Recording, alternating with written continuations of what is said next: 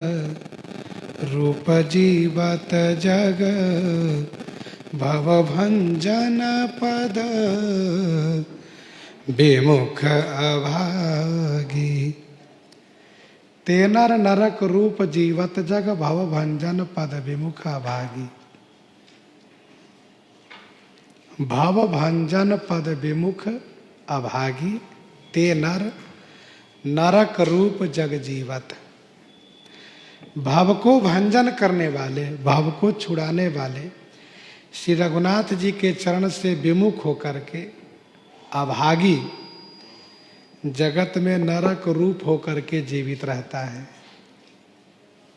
सुना हो माते लोग अभागी हरित जी हो ही विषय अनुरागी।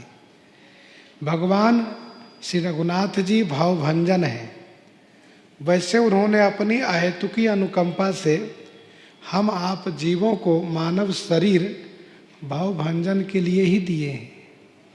कबहुक करि करुणा नर देहि, कबहुक करि करुणा नर देहि, देत ईश बिनु हेतु सनेहि।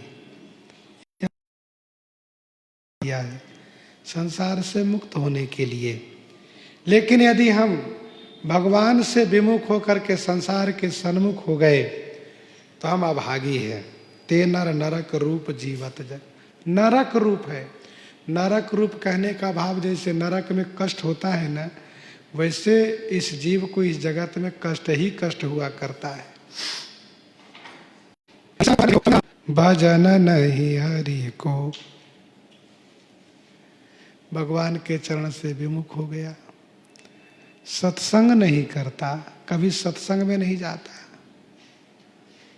बिनु सत्संग न हरि कथा, तेहु बिनु मोह न भाग। मोह गए बिनु राम पद, होई न दृढ़ अनुराग। तो नहीं सत्संग, भजन नहीं हरि को, और श्री हरि का भजन नहीं करता। भजन स्मरण भजन पूजन नहीं करता। भज सेवायाम धातु से रूप लीला धाम में अनुरक्त नहीं रहता। वह श्रवण न राम कथाय अनुरागी, अर्थात कथा नहीं सुनना चाहता, न सत्संग करता न कथा सुनता। राम की कथा वार्ता न हो।